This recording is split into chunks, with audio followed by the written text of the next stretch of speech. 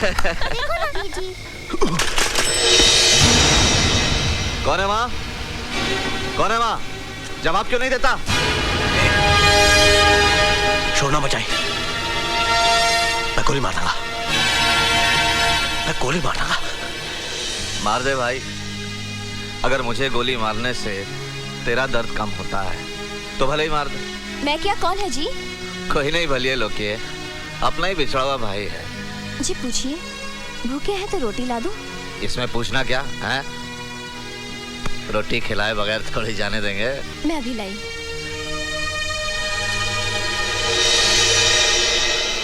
एक बात तो बता यार, तेरी माँ को पता है कि तूने उसके दूध के बने खून को पानी की तरह बहा दिया? ए भाई, जिस दिन उसे ये पता चलेगा ना, वो खून के आंसू रोएगी। इसलिए फेंक दे ये हथियार। ये हथियार अपने कौम के हक के लिए उठाया गया है, अपनी आजादी के लिए। वाह यार वाह, गांधी जी ने भी तो हमें आजादी दिलवाई थी। कौन सा हथियार उठाया था उन्होंने? ठहर जा एक मिनट। तूने अपने मुकद्दर पर बंदूक की गोली तो खुद ही लिख ली है, लेकिन गोली खाने से पहले ये रोटी खा लेना। ले जा जा।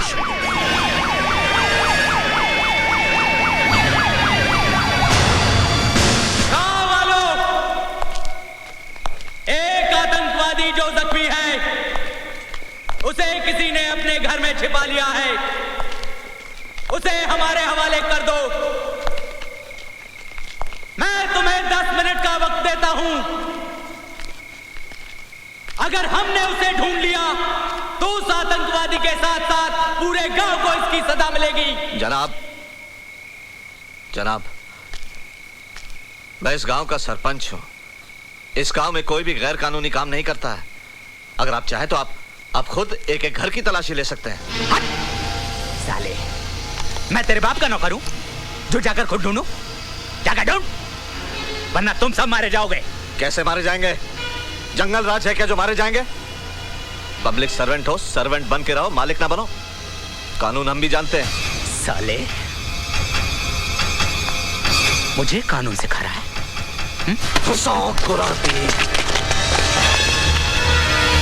ऐसी गलती ना करना जनाब, वरना ये गांव वाले तुम्हारे जिस्म पर आतंकवाद का चोला डालकर तुम्हारी लाश को पुलिस थाने छोड़ाएंगे। जाओ जाओ, सब अपने अपने घर जाकर सो जाओ। जाओ। जनाब, महेंद्र, इस पूरे गांव को आग लगा दो। चूहा अगर कहीं छिपा होगा तो बाहर निकल आएगा, वरना वहीं जल के राख हो जाएगा। पर जनाब, इसमें तो बेगुनाह गांव वाले भी मारे जाएंगे। मर जाने दो सालों को। मेरी जिंदगी का मकसद ये 2 सितारे लगाकर घूमना नहीं है। मुझे कुछ बनना है, मंजिल तक पहुंचना है, और अगर उसके लिए मुझे बेगुनाह की लाशों पर से गुजरना पड़े तो मैं गुजरूंगा। आग लगा दो गांव में, और जो भी बीच में आए ढूंढ डालो। आज याद दिला दूंगा मैं जलियांवाला बाग।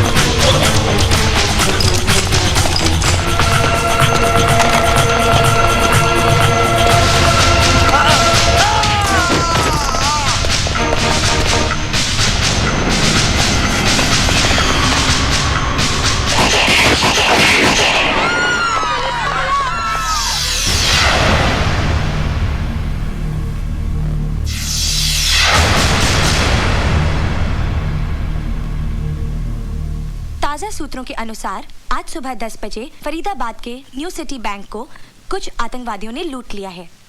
पुलिस ने शहर में नाकाबंदी कर दी है। भाई सिंगा बोर्ड पे ध्यान रखो, हीरो बाज कहेगा चीटिंग होगी। पुलिस को पूरा विश्वास है मित्या चाय पिलाई यार। आतंकवादी इसी शहर में कहीं छुपे हुए हैं। क्या तैयार है ले ओ जी खुश कितना ही।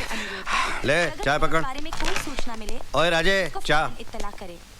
वीर जी मुझे डर लग रहा है वीर जी मैं ओए बंटी तो मुझे नहीं सारा दिन रुड़ जाने खेलता रहता है। अक्ल नहीं आती क्या तू? कितनी बार आना बड़ा कर।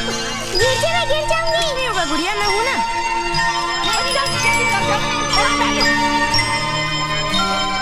राजे क्या सोच रहा है? आतंकवाद पर कैसे रोक लगाई जाए, इस विषय पर बात करने के लिए हमारे स्टूडियो में मौजूद हैं डीआईजी जय सिंह राणा।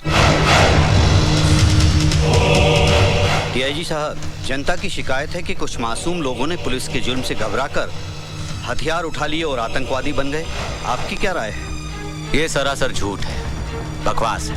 हाँ, मैं पूरे पुलिस फोर्स की जिम्मेदारी नहीं लेता, लेकिन जहां तक मेरा सवाल है, मैंने अपने 23 साल के करियर में आज तक कभी किसी निहत्थे के ऊपर हाथ नहीं उठाया। झूठ बोलता है, झूठ बोलता है। हत्यारा झूठ बोलता है, झूठ बोलता है।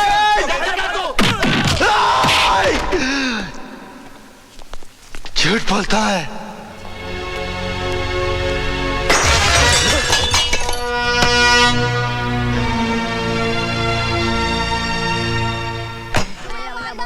भैया बोल दो भैया, हमारी बोल दो भैया, बोल दो ना भैया, बोल दिया हमारी बोल दो।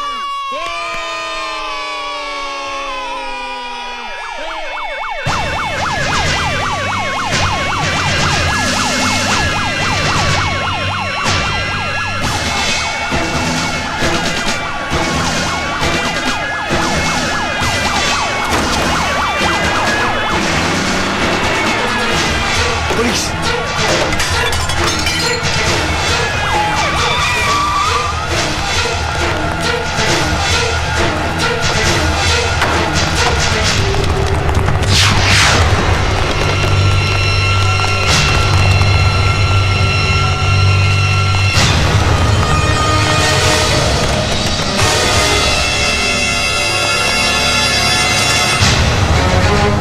मुझे पता है जिन आतंकवादियों ने कल बैंक लूटा है वो यहीं छुपे हैं। मैं 2 मिनट की मोहलत देता हूँ, अपने हथियार डाल दो वरना बेमौत मारे जाओगे। तुम लोग बच रहे। पुलिस फोर्स बहुत ज्यादा है, हमारे पास गोलियां बहुत कम है, हमें ज्यादा देर तक रोक नहीं पाएंगे। मैं आगे से कवर करता हूँ, तुम लोग पीछे से भागो। और तू मेरी फिक्र मत कर। मैं तुम्हें आखिरी वार्निंग दे रहा हूँ, अपने हथियार फेंक दो।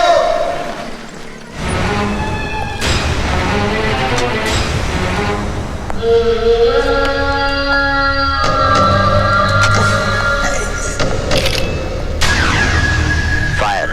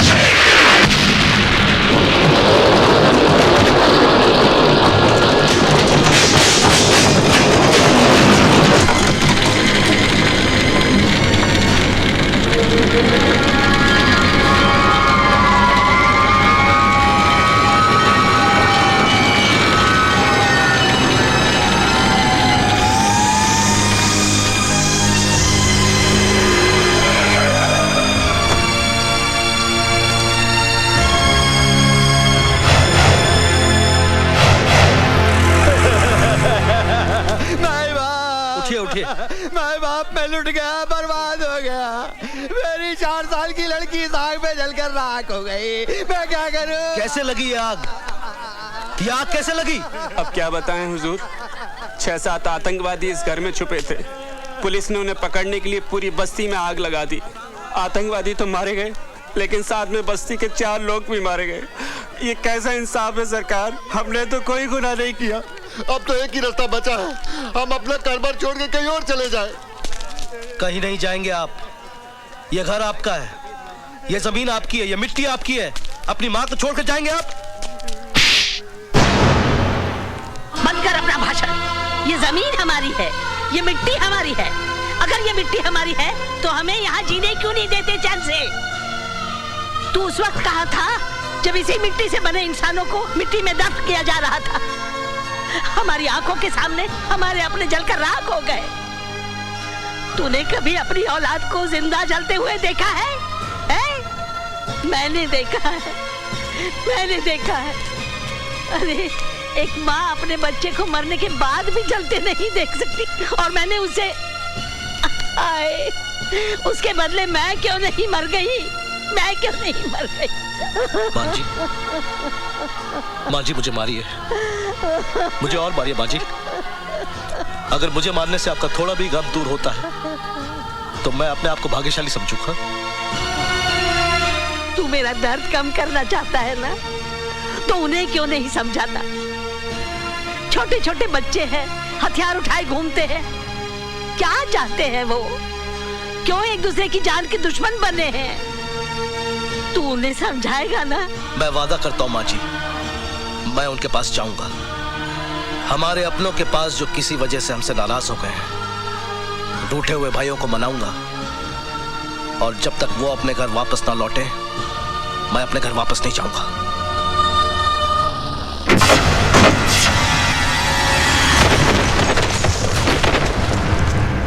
सत्य प्रकाश जी, मेरी राय में इन आतंकवादियों से बात करने या उन्हें हिंसा का रास्ता छोड़ने की सलाह देने से कोई फायदा नहीं होगा। इन्हें गोलियों की भाषा के अलावा और कोई भाषा समझ में आती ही नहीं है। आप अपनी पदयात्रा का फैसला बदल दीजिए। मैं बहुत अच्छे तरीके से जानता हूं कि इन्हें कैसे ठीक किया जाता है। यह हमारा काम है, हमें करने दीजिए। डीआईजी साहब, आपका काम मैं बहुत अच्छी तरह से देख रहा हूं। सारी बस्ती जलकर राख हो गई, 4 मासूमों की जान गई, 7 पुलिस वाले मारे गए, कई लोग घर से बेघर हो गए, दहशत फैली हुई है चारों तरफ। सत्य प्रकाश जी, 6 आतंकवादियों को हमने मार गिराया है, यह शायद आपको मालूम नहीं है।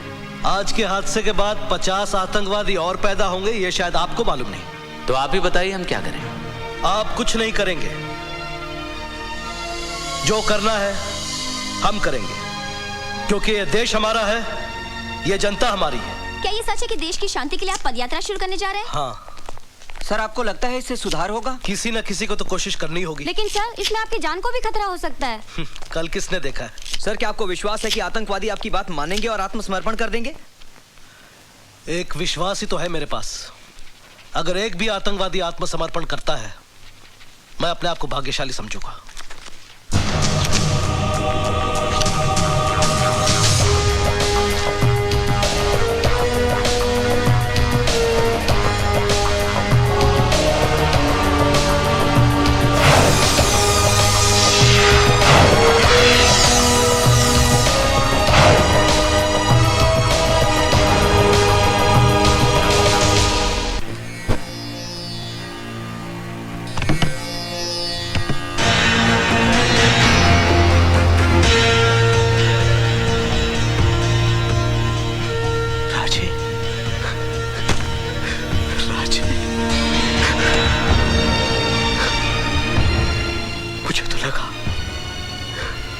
तू भी अपने साथियों के साथ मर कब गया?